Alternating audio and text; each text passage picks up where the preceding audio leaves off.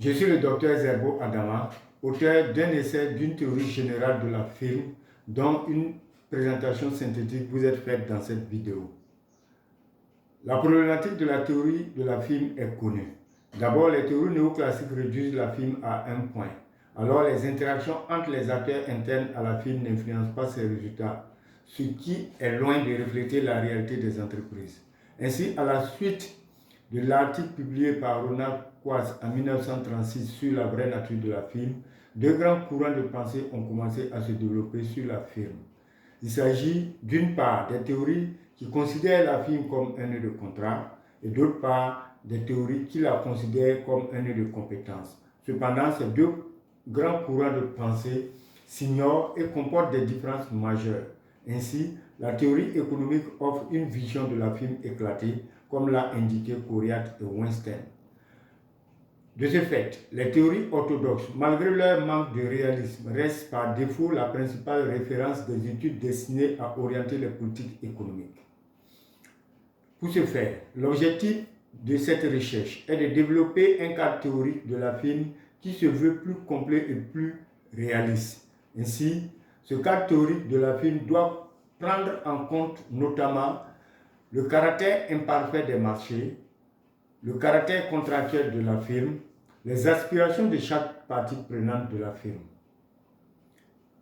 Pour ce faire, la théorie générale de la firme postule que, composée d'un employeur et d'employés, d'actionnaires ou de prêteurs, la firme détient des actifs, passe des contrats, développe et gère des savoir-faire spécifiques, promeut le compromis entre les parties prenantes, produit des biens et services pour générer des revenus à distribuer aux parties prenantes.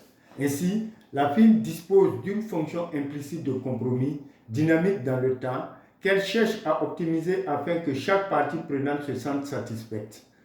Soit donc eu la fonction implicite de compromis de la firme relative au marché du travail à un instant donné. Cette fonction de compromis dépend donc du profit brut Pi, du nombre d'employés L, du salaire de base oméga, du niveau moyen de compétence grand S et de la prime de qualification Q. Pour ce faire, le processus de compromis sur le marché du travail correspond donc à l'optimisation de la fonction implicite de compromis sous contrainte de revenus et de développement de compétences. Ainsi, la firme, en plus de la fonction de compromis, est caractérisée par une fonction de production de biens et services et une fonction de développement de compétences. Le programme de compromis conduit à deux sous-processus, le processus de fixation des salaires et le processus de détermination de la demande de travail. S'agissant du processus de négociation salariale, les conditions du premier ordre issues de la maximisation de la fonction de compromis sont données par le système d'équations affiché à l'écran. Selon ces conditions du premier ordre, le compromis salarial de la firme est tel que le désir par travailleur de gagner 1 centime supplémentaire sur le salaire soit égal au désir de l'employeur de gagner 1 centime supplémentaire sur le profit brut. Ainsi, le point de compromis salarial déterminé par les conditions du premier ordre est tel que la courbe de niveau de compromis dans le plan profit brut salaire soit tangente à la droite de la contrainte de revenu donnée par l'équation 2. Au plan graphique, le point de compromis salarial est représenté ici par le point E, point de tangente entre la courbe de niveau U2 et la droite de contrainte représentée ici en rouge. S'agissant du processus de détermination de la demande de travail à compétences fixées, les conditions du premier ordre sont données par le système d'équations affiché à l'écran. Selon ces conditions du premier ordre, la demande du travail est telle que la productivité marginale du travail plus le taux marginal de substitution du profit brut par rapport au travail soit égal au salaire. Ici, le TMS du profit brut par rapport au travail représente les coûts marginaux de transaction de la demande de travail. Le point de compromis de la demande de travail issu des conditions du premier ordre est tel que la courbe de niveau de compromis soit tangente à la courbe de profit dans le plan LP. Deux cas se présentent. Premier cas, lorsque le marché du travail est parfait, c'est-à-dire lorsque le marché du travail est imparfait plutôt, c'est-à-dire lorsque le TMS est différent de 0. Ici, le point de compromis est représenté ici par le point D, qui diffère de l'optimum classique représenté ici par le point C. Ainsi, à cause des coûts de transaction, on observe que le profit brut dans une situation réelle est inférieur au profit brut dans le modèle néoclassique, tandis que la demande de travail dans une situation réelle est supérieure à la demande de travail dans le modèle classique. Le deuxième cas correspond au cas où le marché du travail est parfait, c'est-à-dire le TMS est nul.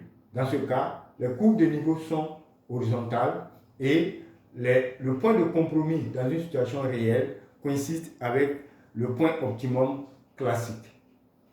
S'agissant du processus de détermination de la demande composée de travail, les conditions du premier ordre sont données par le système d'équations affiché à l'écran.